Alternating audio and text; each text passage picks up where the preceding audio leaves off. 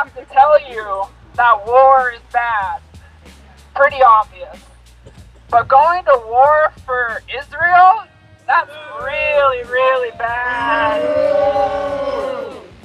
I don't know about you, but I am not going to fight in Iran and die for a genocidal apartheid state.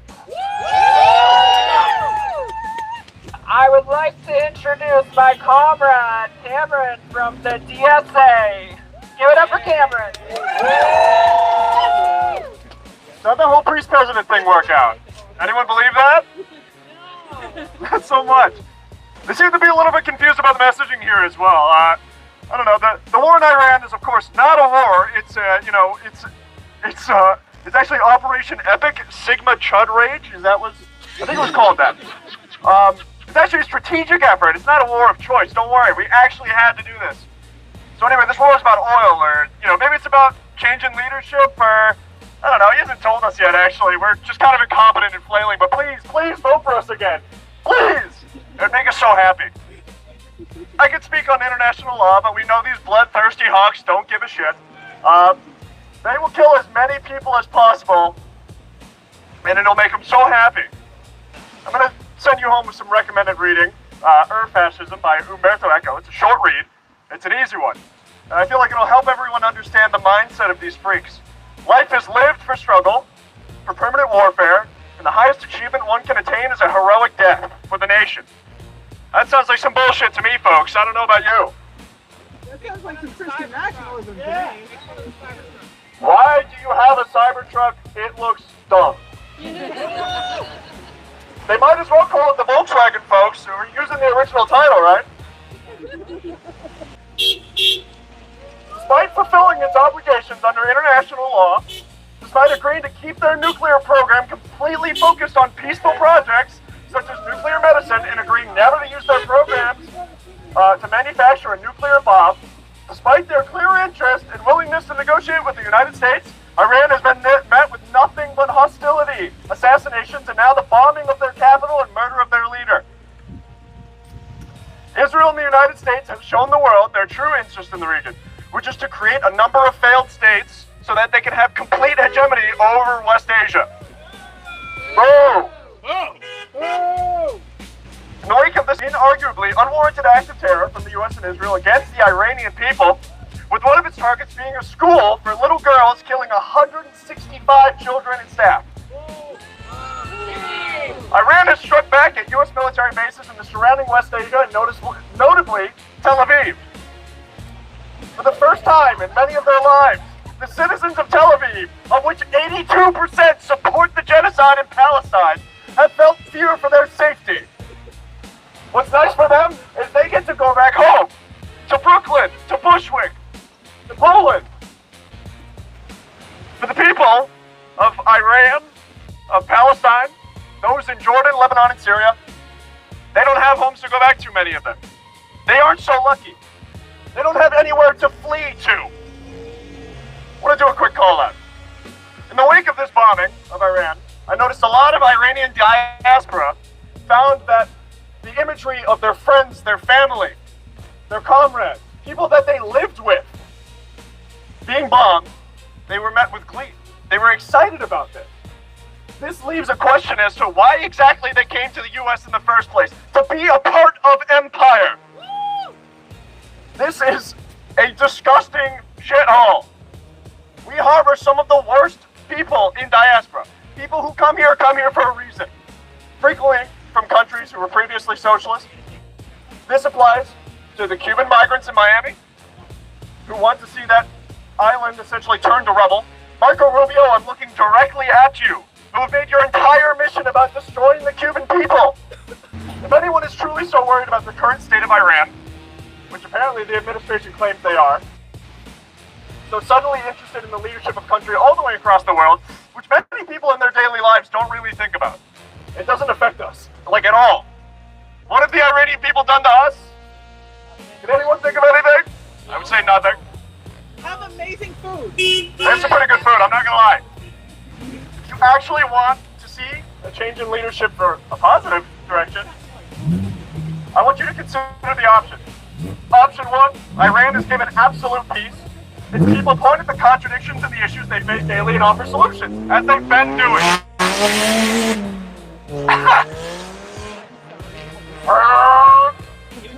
I broke my muffler because I'm an asshole. Anyway, they advocate for these problems to change and make incremental steps, and slowly, as many others across the world have managed, they make their nations prosperous and free. Alternately, as is the case now, and as is the case under any state of war, that government clamps down on free speech. They are made a martyr of because they protect their people under a current state of war and then gain more support that way. If you're against the current administration in Iran, the best thing we can do is get the fuck out of there. That's how you make a better place. Here are the explicit demands of the DSA. 1. To pass the Iran War Powers Resolution in the House and Senate. 2. To end hostilities towards Iran. 3. To end the sanctions placed on Iran, which destroy their people. To withdraw American military assets from the Persian Gulf and the Gulf of Oman. Finally, the United States needs to return to diplomacy. Stop the senseless war. They have come to the table every other time, fulfilled every demand, and yet we still bomb them. That is all. Stop the war, folks! Thank you so much, Cameron. Next, we're going to be moving on to another amazing comrade of ours. I'd like to introduce Eli from the PSL. Eli, get up here and bring the house down. I'd just like to thank the DSA for allowing us to co-sponsor this event, and I think in circumstances like this is the kind of thing that we all have to stand together, and despite differences in tactics and anything like that, we all are vociferously in defense of the working class and against this illegal and unjustified war. So thank you. We all know this is an unprovoked act of war that Trump and Israel carried out just to pursue his twisted dream of running the whole world. It is completely illegal under both the Constitution and international law. Iran has not attacked the United States and has no intention to.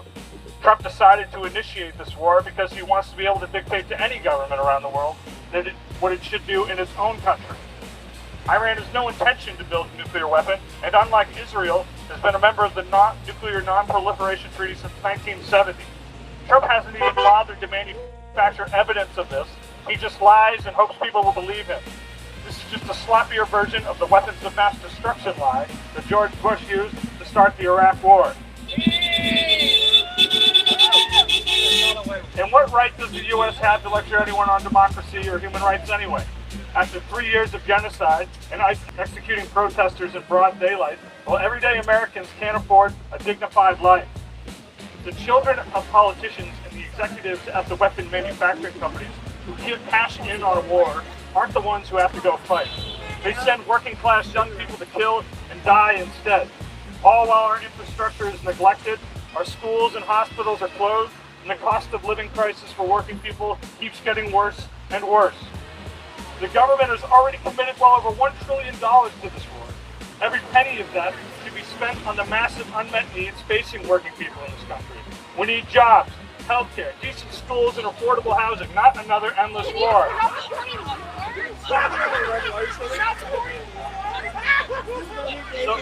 The fight for peace abroad and justice for working families here in the United States is one and the same. This weekend, as people are marking International Women's Day, we should remember the terrible impacts of war on women, who deal with horrific violence and deprivation of the essentials of life like food and medicine. All feminists should oppose Trump's war in Iran. The claim that the war is good for the rights of women in Iran is not true. How dare the Trump administration pretend to be freeing Iranian women when they commit atrocities like the murder of nearly 200 people at a girls' elementary school in Iran. It is shameful that the politicians in Congress failed to pass a War Powers Act resolution this week. Trump has no right to go around the world waging war wherever he wants, but if the politicians won't act, that just makes it even more important for ordinary people to raise their voice and demand a stop to this illegal war. Thank you. We have DSA member and senior 2021 candidate, Heath Howard. He's been endorsed by Track APAC and many other amazing organizations. First labor endorsement in the race as well. Please welcome Heath Howard, everyone. Thank you, everyone. Thank you for being here today.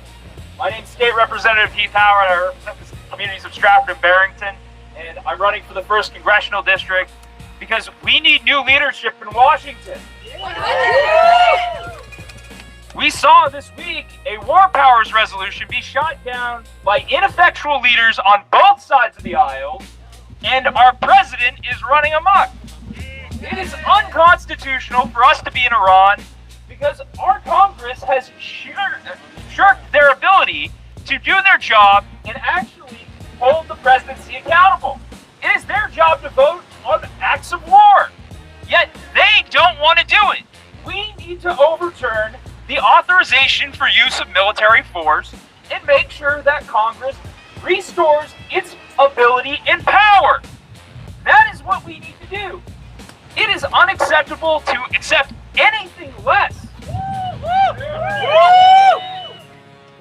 Our government wants to talk about waste, fraud, and abuse, but then has let a Pentagon fail 6 audits in a row. When we have 5-star generals saying that we could cut $1 trillion from the budget and nothing would change, how is it reasonable to give them more money? It's not. We need to demand more from our elected officials. We need to demand them to actually use our tax dollars efficiently for things like healthcare, housing, education, because we are not getting our tax dollars worth, because we'd rather spend it for oil executives so that they can get resource rich off of what's in Iran and around the globe. We need to call for an elimination of troops in Iran. We need to bring back our troops. We need Governor Ayotte to call for our National Guard troops to come home. And we need to make sure that our members of Congress are not going to be acceptable to things like AIPAC and the Israel lobby.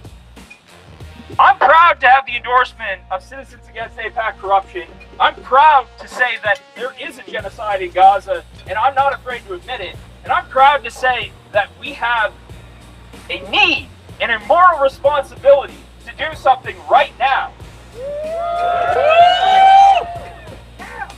We need out of Iran, we need out of Gaza, and we need a president out of the White House.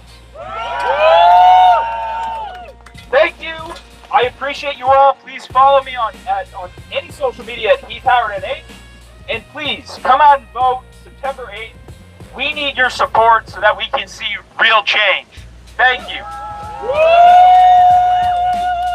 And we appreciate you too, Heath. What a guy. Please vote for him. Also, please go to the website, sign up to volunteer, and make sure to donate. Heath is the only DSA endorsed candidate in New Hampshire right now. So if you want to see a world that is better than what we are witnessing right now, vote DSA. Alright. Now it's time to bring it to UNH. Lovely UNH. They love apartheid apparently. But thankfully, we have a group of students that are willing to fight back and tell them that enough is enough. So our next speaker is going to be Stephanie from Palestine Solidarity Coalition of UNH. Please give it up for Stephanie, folks. Thank you again for having us as co-sponsors for this event. It's been awesome seeing all of you here, hearing all of your voices. It's great. So, as we have witnessed the murder of over 600,000 Palestinians, as we have borne witness to the crimes against humanity that have committed both before and after October 7th, it has revealed to the world how compromised we are. How compromised we are in the world of academia. As students, we are taught to be the next generation of thinkers, to prepare ourselves to go into the world and use our newfound knowledge to change the world and improve it for the generation coming after. However, academia's actions towards students since the rise of the student intifada has shown to many that really we are being pushed to be the mechanisms that keep the system of injustice, militarianism, and imperialism moving forward. We become the minds and hands that develop AI systems that pollute communities, pollute water, and contribute to mass surveillance and control. They use our minds and our hands to develop weapons that are used to murder those on U.S. soil, people at the borders, and people abroad. They use us to develop weapons that are used to wage wars against countries, to stabilize and slaughter endlessly, and contribute to genocide, as we see with Iran, Palestine, and Lebanon. I say this to emphasize the collective responsibility of students, staff, faculty, administrators, and board members in the academic sphere to take a stand. The mass silence is very loud, and their complicity cannot be mistaken for simply not knowing, for not being able to have any say, or simply loving to play the neutrality card. They have a voice, and many have more power than most and yet are still silent. Academia has historically been complicit in mass atrocities, domestic and abroad. It has played a role in suppressing student and faculty voices. Academia has profited and been complicit in the genocide of indigenous peoples globally, in the enslavement of black people in this nation and abroad, in the suppression of voices of the labor movement, the civil rights movement, the anti-war movement, the anti-genocide movement, and so much more. This is why the student intifada is never backing down, as we understand our collective responsibility to want better for academia, to want our universities and colleges to say no more to endless wars, to say no to genocide, and to the disease that is fascism and its many branches and forms. Even at UNH, we continue to push for divestment, to push UNH to be on the right side of history. Though the university continues to give excuse after excuse for remaining complicit. First, it was commingled funds that were hard to divest from. We showed evidence of universities and colleges that have commingled funds that have committed to divestment. Then it's, well, the exposure for these companies and corporations that are complicit in genocide is so small, so it isn't worth divesting from it. But then limited exposure, there is little financial risk for divesting for UNH. It will not hurt them financially from divesting from these companies that are complicit in genocide. Then finally, as with a few weeks ago with Debbie Dutton, it was the fact that these companies and corporations haven't been tried in the court of law for war crimes. And as we continue to show her evidence upon evidence that the United States legal system has made it damn near impossible to try companies and corporations for war crimes due to a mass amount of loopholes and, of course, corruption. Companies and corporations can have personhood when donating to political campaigns, but personhood is questionable when wanting to hold them responsible for war crimes. It doesn't make any sense. And yet, we need to uphold these companies and corporations for fueling wars, genocide, and of course, global slavery. We must keep the pressure and not let them sweep none of this under the rug. None of these atrocities, none of these illegal actions, and none of these war crimes. Thank you. That was amazing. Wow, that was amazing. That is like the future leader of the world right there. I don't know. That was great. Thank you, Stephanie, for being here. Thank you for all the work you do on campus, by the way, in fighting the good fight, trying to end the genocide in Palestine. Woo! Okay, we have one last for us here. Aiden from the DSA would like to have a word with you all. Hello, everybody. We're all here today because we do not support the war in Iran. We don't support Israel. And we don't support genocide. And we cannot support a government that funds the genocide and the war going on in West Asia. They kill children. If you care about children, you do not support this war. The president is a pedophile. If you care about children, you would care that they bombed a school full of children in West Asia. There is a genocide going on in Palestine, supported by Israel and the U.S. We cannot support a government that supports this. Thank you for coming out today. We need as many people as we can get. Aiden fucking killed it. Remember what Aiden said tonight. Do not support genocide. Join the DSA. Or the PSL. PSL also co-sponsored. We'd love to have you.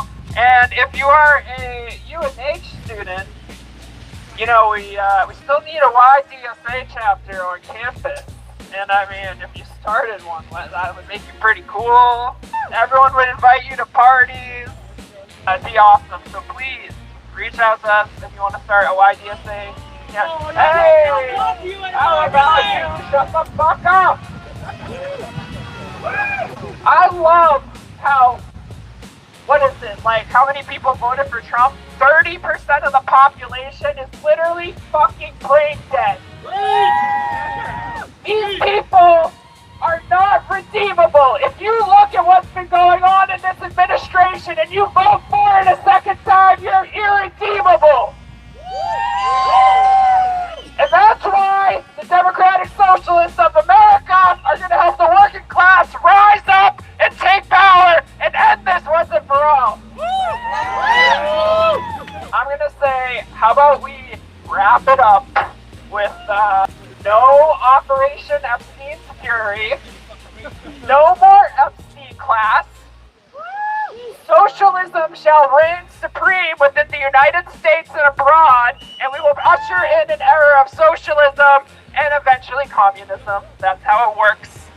And also, did you know that Karl Marx said, you're going to need an imperial amount of wealth and turn it inward on itself to bring about a phase of socialism? Well, guess what? That sounds like the United States to me. Sounds like we're ripe for the taking. And now, during a time of developed class struggle, we must take power and save ourselves from these degenerate pedophiles and oligarchs and war criminals who do not give a shit about you, your family, or your friends. So please get organized and join the DSA or PSL. Mobilizing is great. We love to see it, but you need to get organized. You need to have a long-term goal that we can actualize. Because, let's be honest, if you think what's going on right now is working, I don't think you're paying attention. Thank you, everyone. That is the end of our speaker program. And remember, vote Keith Howard for CD1, please.